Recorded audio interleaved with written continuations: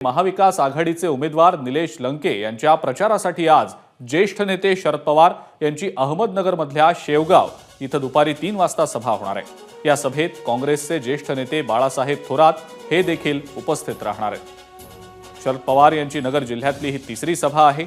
निलेश लंकेंसाठी शरद पवार आणखी 3 सभा घेणार आहेत। अहमदनगर दक्षिण हा मतदारसंघ महाविकास आघाडीनं प्रतिष्ठेचा केलेला असून या ठिकाणची लढत ही शरद पवार विरुद्ध विखे पाटील अशीच सुरू असल्याचं चित्र पाहायला मिळत आहे। दरम्यान शरद पवारांच्या आज दिवसभरामध्ये 3 सभा पार पडणार आहेत। सुप्रिया सुळे यांच्या प्रचारासाठी शरद पवारांची आज दुपारी सासवडमध्ये तर सकाळी 10:30 वाजता सभा होणार आहे। त्यानंतर दुपारी 2 वाजता अमोल कोल्हेंच्या प्रचारासाठी शिरूरमध्ये सभा होतीये।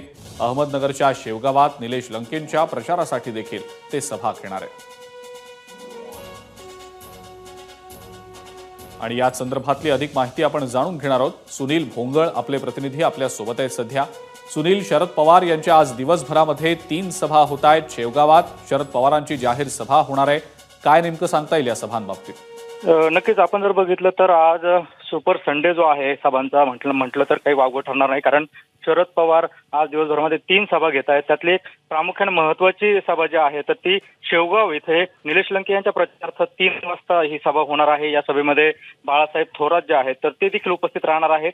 शरद पवारांची ही नगर जिल्ह्यामधली तिसरी सभा आहे आणि त्यांनी निलेश लंके यांच्या प्रचारार्थ जवळपास 6 सभा ज्या आहेत तर त्या जिल्ह्यामध्ये दिलेल्या आहेत। एकूणच जर आपण बघितलं तर यातून आपल्याला असं स्पष्ट होतंय की अहमदनगर दक्षिण लोकसभा मतदारसंघाची निवडणूक जी आहे ती महाविकास आघाडीच्या वतीने कुठेतरी प्रतिष्ठेची केल्याचं एकंदरीत आपल्याला पाहायला मिळतं आहे।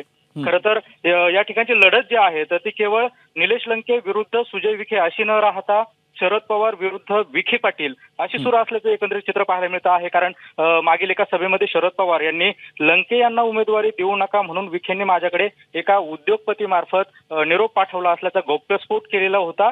तर शरद पवारांना एवढा विश्वास होता तर त्यांनी आपल्या घरातील उमेदवार म्हणजेच रोहित पवार यांना उमेदवारी का दिली नाही असा पलटवार जो आहे तर तो सुजय विखे यांच्याकडनं केला गेलेला होता। एकूणच आपण बघितलं तर विखे पाटील आणि पवार यांच्यामधला संघर्ष जो आहे तर तो फार जुना आहे। त्यामुळे इथली लढत जी आहे तर ती कुठेतरी विखे विरुद्ध पवार अशी होताना आपल्याला एकंदरीत पाहायला मिळते। आपण पाहणार आहोत आज शरद पवारांच्या 3 सभा होत आहेत दिवसभरात आणि या 3 सभांच्या अनुषंगानं आपलं लक्ष असणारच आहे। सुनील, धन्यवाद सविस्तर माहिती दिली त्याबद्दल। एबीपी माझा, उघडा डोळे बघा नीट।